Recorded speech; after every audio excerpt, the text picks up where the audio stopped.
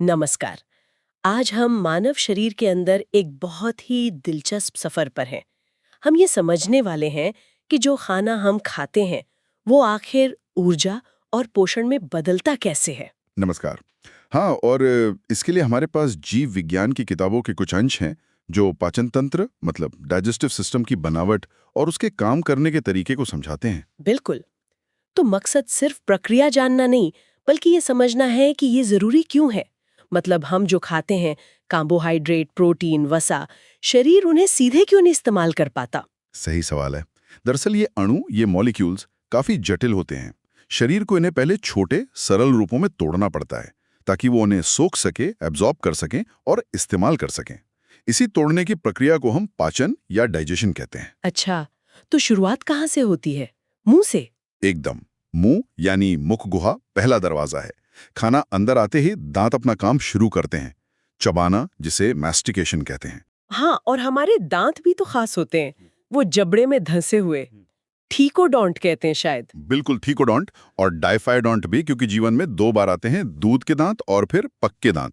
वयस्कों का फॉर्मूला 2123/2123 होता है और इनके ऊपर इनेमल की सख्त परत होती है चबाने के लिए। और जीभ भी तो मदद करती है खाने को मिलाने में लार के हाँ, साथ।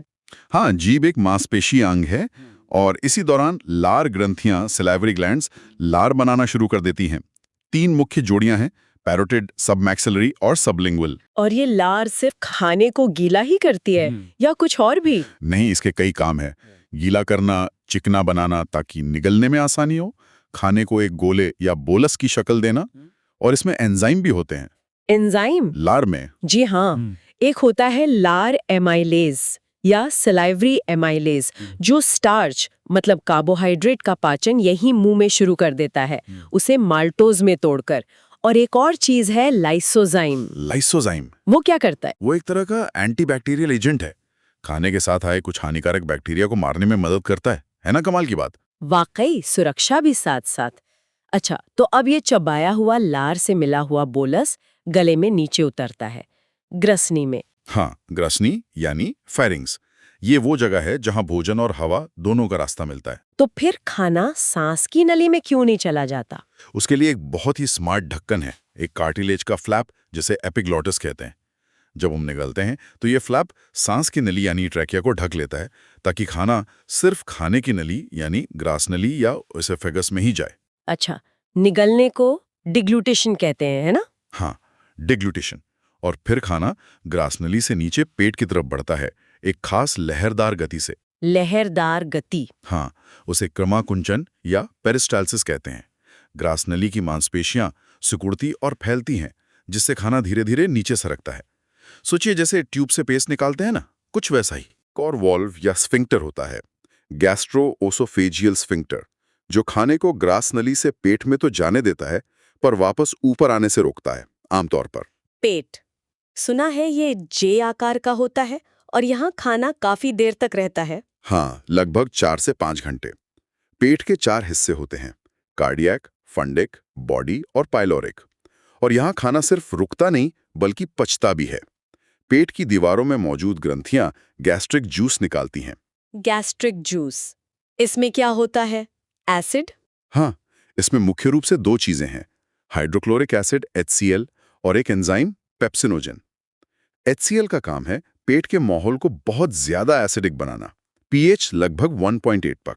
1.8? ये तो बहुत ज्यादा एसिडिक हुआ। हाँ, बहुत ज्यादा। ये एसिड जरूरी है क्योंकि ये खाने के साथ आए बैक्टीरिया को मारता है, और दूसरा, ये निष्क्रिय पेप्सिनोजन को सक्रिय पेप्सिन में बदलता है। और पेप्सिन क्या करता है? पेप्सिन प्रोटीन को पचाने वाला मुख्य एंजाइम है। ये प्रोटीन को छोटे टुकड़ों, प्रोटियोस और पेप्टोन में तोड़ देता है। लेकिन एक सवाल, अगर एसिड इतना तेज है तो पेट खुद क्यों नहीं पच जाता? बढ़िया सवाल है। पेट की अंदरूनी दीवार पर म्यूकस यानी बलगम की एक मोटी चिपचिपी परत होती है।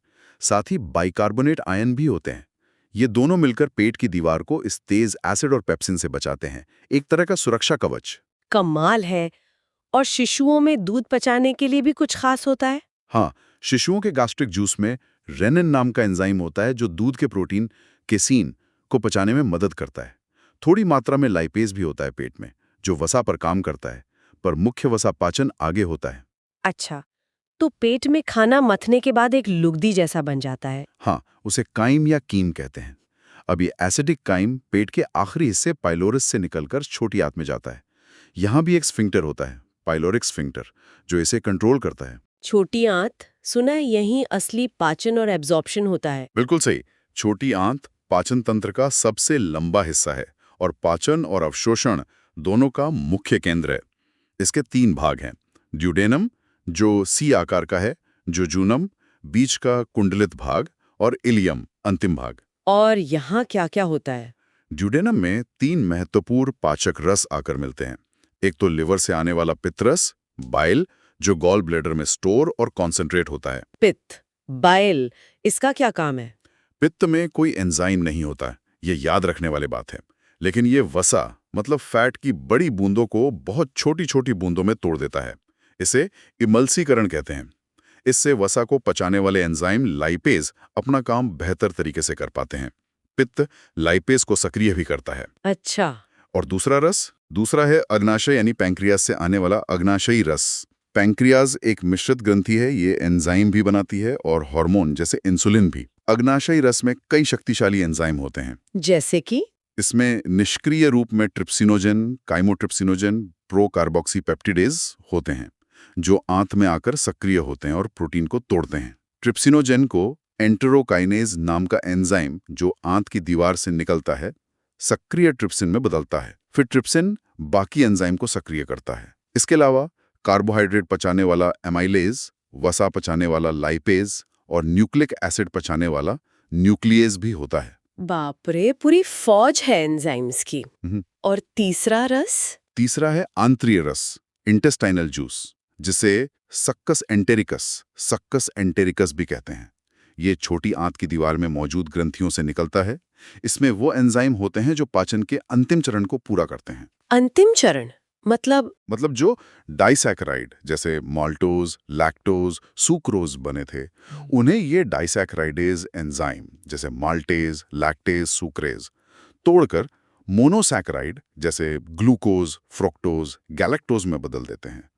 इसी तरह डाइपेप्टाइड्स को डाइपेप्टेंगेज तोड़कर अमीनो एसिड में और बचे हुए फैट्स को लाइपेज तोड़कर फैटी एसिड और ग्लिसरॉल में बदल देते हैं।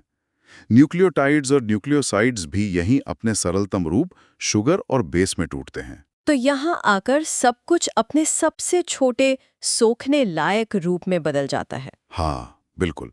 और ये सब काम क्षारीय माध्यम, अल्कलाइन मीडियम, pH 7.8 के आसपास में होता है, जिसे पित्त, अग्नाशयी रस और आंत्रीय रस में मौजूद बाइकार्बोनेट आयन बनाने में मदद करते हैं।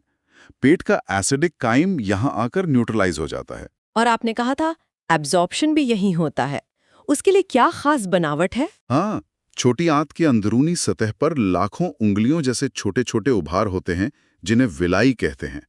और हर विलाई की कोशिकाओं पर भी और भी छोटे उभार होते हैं, जिन्हें माइक्रोविलाई कहते हैं। ये सब मिलकर एक ब्रश बॉर्डर जैसा बनाते हैं। और इनका फायदा?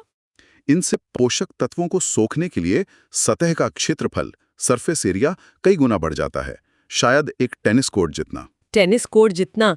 कमाले, तो ग्लूकोज, अमीनो एसिड वगैरह यहीं से खून में चले जाते हैं। हाँ, ज्यादातर पोषक तत्व जैसे ग्लूकोज, अमीनो एसिड, कुछ इलेक्ट्रोलाइट्स ये विलाई में मौजूद खून की केशिकाओं, कैपिलरीज में सोख लिए जाते हैं। ये सक्रिय, एक्टिव, निष्क्रिय, पैसिव या सुगम, फैसिलिटेटेड परिवहन से हो सकता है। और वसा का क्या? उसका एब्जॉर्प्शन थोड़ा अलग होता है, सुना है। हाँ, वसा का रास्ता थोड़ा अलग है। फैटी एसिड और ग्लिसरॉल पहले छोटी बूंदें बनाते हैं, जिन्हें मिसेल्स कहते हैं। ये आंत की म्यूकोसा कोशिकाओं में प्रवेश करते हैं। अंदर जाकर ये फिर से ट्राइग्लिसराइड बनाते हैं और उन पर एक प्रोटीन की परत चढ़ जाती है। अब इन्हें काइलोमाइक्रॉन्स कहते हैं। काइलोमाइक्रॉन। फिर ये कहाँ जाते हैं? ये खून की केशिकाओं में नहीं जा पाते। ये विलाई के अंदर मौजूद एक खास लिम्फ वाहिका, जिसे लैक्टियल कहते हैं, उसमें जाते हैं। फिर लिम्फ सिस्टम से होते हुए आखिरकार खून में मिल जाते हैं। अच्छा, तो पूरी प्रक्रिया काफी जटिल है। क्या कुछ एब्जॉर्प्शन और जगहों पर भी होता है? हाँ, थोड़ा बहुत। जैसे कुछ दवाएं मुंह में जीभ के नीचे ही घुलकर सोख ली जाती हैं। पेट में पानी, साधारण शक्कर और अल्कोहल का थोड़ा अवशोषण हो सकता है। और फिर बड़ी आंत में भी होता है। तो छोटी आंत के बाद खाना बड़ी आंत में जाता है। हाँ, जो कुछ पच नहीं पाता या सोखा नहीं जा सकता, वो अपशिष्ट पदार्थ बड़ी आंत में पहुंचता है। छोटी आंत और बड़ी आंत के जोड़ पर इलियोसिकल वॉल्व होता है, जो मल को वापस छोटी आंत में जाने से रोकता है। बड़ी आंत का मुख्य काम क्या है? इसका मुख्य काम है पानी, कुछ खनिज लवणों और कुछ दवाओं का अवशोषण करना। साथ ही ये म्यूकस स्रावित करती है, जो अपशिष्ट कणों को आपस में चिपकाने और मल को चिकना बनाने में मदद करता है, ताकि वो आसानी से बाहर निकल सके। तो यहीं पर मल बनता है? हाँ, यहीं पर अपशिष्ट और अशोषित पदार्थ ठोस मल का रूप लेता है। ये मल फिर बड़ी आंत के अंतिम भाग मलाशय यानी रेक्टम में अस्थायी रूप से जमा होता है। और फिर मलत्याग यानी डिफेकेशन? बिल्कुल, जब रेक्टम भर जाता है तो मलत्याग की इच्छा होती है। ये एक ऐच्छिक प्रक्रिया है जिसे हम कंट्रोल कर सकते हैं, और ये मास पेरिस्टाल्टिक मूवमेंट से होता है। पूरी यात्रा कितनी मनोज्म और कोऑर्डिनेटेड है, मुंह से लेकर अंत तक। हाँ, और ये पूरा समन्वय, कोऑर्डिनेशन हमारे तंत्रिका तंत्र, नर्वस सिस्टम और हार्मोन्स के जरिए होता है। भोजन को देखना या सूंघना भी लार और गैस्ट्रिक जूस के स्राव को प्रेरित कर सकता है।